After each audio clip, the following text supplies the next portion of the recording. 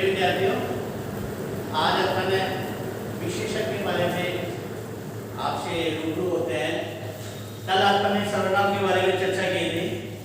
विशेषण भी प्राथमिक कक्षाओं के अंतर्गत ही अपने को पढ़ने को मिलता है, लेकिन यहाँ पर आपके पाठ्यक्रम में चूंकि ये है, इसलिए अपन थोड़ा विशेषण के बारे में जानकारी हासिल करते हैं। विशेषण क्या है? विशेषण किसे कहते हैं? संज्ञा एवं सर्वनाम की विशेषता बतलाने वाले तमाम जो शब्द होते हैं वो विशेषण कहलाते हैं।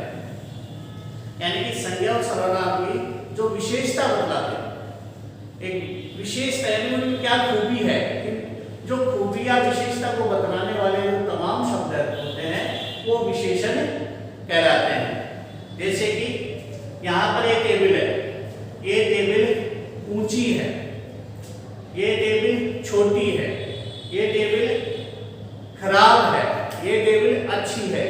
तो अच्छी, खराब, छोटी ये सब क्या है? एक दूसरे उसकी विशेषता को बतलाने वाले हैं। टेबल एक संज्ञा है, टेबल एक संज्ञा है, लेकिन उसकी जो विशेषता ये टेबल काली है। इसी प्रकार से जैसे किसी जानवर का उदाहरण ले अपन, तो जैसे ये गाय पीली है, ये गाय सफेद है। तो ये सफेद और पीली ये क्या है?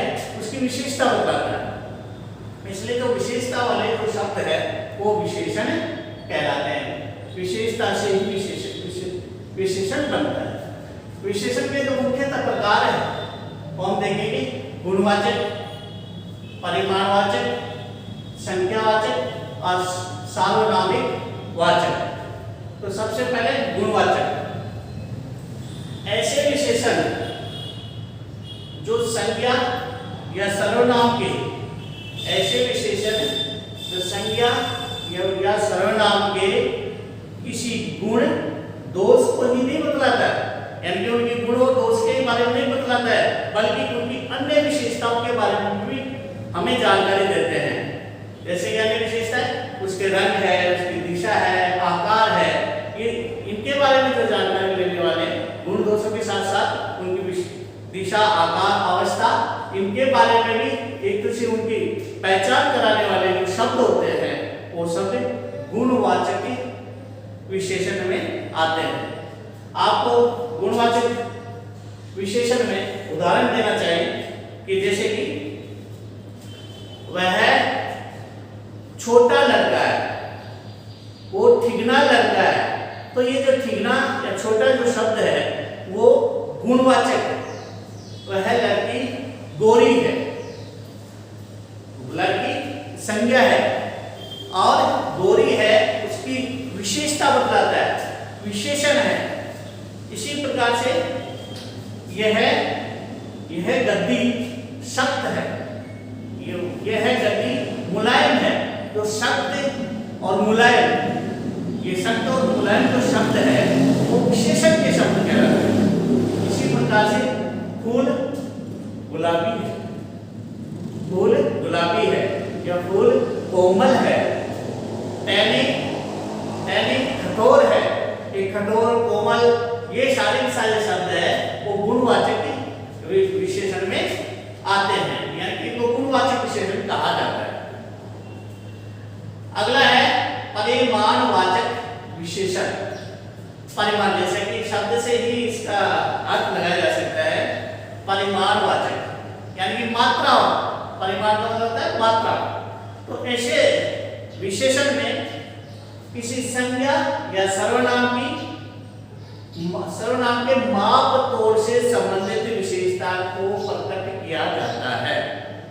माप तोल की विशेषता को प्रकट किया जाता है, उन्हें हमें परिमाणवाचक संज्ञा कहते हैं। और इसमें परिमाणवाचक में भी दो प्रकार के भागों में बांटा जा सकता है। एक है निश्चयवाचक विशेषण और दूसरा है अनिश्चयवाचक विशेषण। निश्चयवाचक विशेषण में जिसमें निश्चितता का भान हो, ऐसे संज्ञा सर्वनाम के शब्द जिसमें निश्चितता का भाव बोध स्पष्ट रूप से झलकता हो वो निश्चयवाचक विशेषण कहलाएंगे। जैसे कि 2 मीटर 3 मीटर 4 पाई। तो यहाँ पर निश्चित मात्रा की परिमाण की निश्चितता है, इसलिए इसको निश्चयवाचक विशेषण कहा जाता है, कहलाता है। अनिश्चयवाचक दूसरा है अनिश्चयवाचक विशेषण। अनिश्चयवाचक विशेषण में इसमें निश्चितता का भान नहीं होता है, यानी कि निश्चित ऐसे संज्ञा सर्वनाम के शब्द जिसमें निश्चितता का बोध नहीं होता हो, अर्थात अनिश्चय की स्थिति होती हो, वहां पर उसको अनिश्चयवाचक विशेषण कहा जाता है।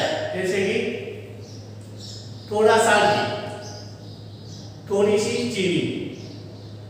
बच्चा अपनी बात से कहता है मम्मी मुझे थोड़ी सी शक्कर देना। अब वो मात्रा नहीं बता पा रहा है, निश्चितता की स्थिति नहीं है, थोड़ी सी में कुछ भी, थोड़ी सी इतनी सी हो सकती है, इससे ज्यादा हो सकती है, तो उसमें थोड़ी सी पूरा माप तो उसमें नहीं होता है, वहां पर अनिश्चयवाचक संज्ञा, उसको अनिश्चयवाचक विशेषण उसकी श्रेणी में वो आएगा। तीसरा जो प्रकार है वह है संख्यावाचक संज्ञा, संख्यावाचक विशेषण। मैं बार बार संज्ञा का नाम ले रहा हूं, संज्ञा की ही विशेषता को बतलाने वाले शब्द विशेषण कहलाते हैं। तो यहाँ पर संख्यावाचक विशेषण, संख्यावाचक विशेषण में कोई भी संज्ञा या सर्वनाम उसकी संख्या से संबंधित विशेषता को बोध कराने वाले जो भी शब्द है वो संख्यावाचक शब्द कहलाते हैं। इसमें भी संख्यावाचक में भी दो प्रकार के होते हैं, निश्चयवाचक और अनिश्चयवाचक। निश्चितता का बोध होता है, जैसे कक्षा में 30 लड़के हैं तो संख्या बता दी गई कितने हैं, 30 लड़के। आप किसी को बोलता है, अपने नौकर को बोलता है आप 10 केले लेकर आओ, तो यहाँ पर संख्या बता दी जाती है कि 10 केले। केला संज्ञा है और उसकी संख्या बता दी गई, यानी कि उसका विशेषण बता दिया गया कि आपको कितने 10 केले लेकर आना है। निश्चितता का भान हो रहा है यहाँ पर। अनिश्चयवाचक संख्यावाचक, इसमें निश्चितता का बोध नहीं होता है, यानी संख्या में निश्चितता का बोध नहीं होता है। जैसे कि मेरे घर पर कई लोग आए, मेरे घर पर कई लोग आए, तो इसमें निश्चितता का भाव नहीं होता है, संख्या में निश्चितता नहीं है। 10 भी हो सकते हैं, 2 भी हो सकते हैं, ज्यादा भी हो सकते हैं। कक्षा के अंदर कुछ विद्यार्थी हैं, कक्षा के अंदर कुछ विद्यार्थी है, तो कुछ में निश्चितता का भान नहीं है। संख्या तो है लेकिन संख्या का पता नहीं है कि कितनी संख्या है, तो जिसमें निश्चितता का भाव ना हो वो अनिश्चयवाचक संख्यावाचक विशेषण उनको कहा जाता है। चौथा है सार्वनामिक विशेषण। इन ऐसे सर्वनाम जो संज्ञा के विशेषण के रूप में, ऐसे सर्वनाम जो संज्ञा के विशेषण के रूप में प्रयुक्त होते हैं या कई बार सर्वनाम विशेषण की तरह ही कार्य करते हैं, यानी सर्वनाम विशेषण की तरह ही कार्य करते हैं, वो सार्वनामिक विशेषण उनको कहा जाता है। जैसे कि यानी सर्वनाम में यह है वह है, ये शब्द आते हैं, सर्वनाम में भी आते हैं, लेकिन यहाँ पर यही एक तरह से विशेषण भी बन जाते हैं।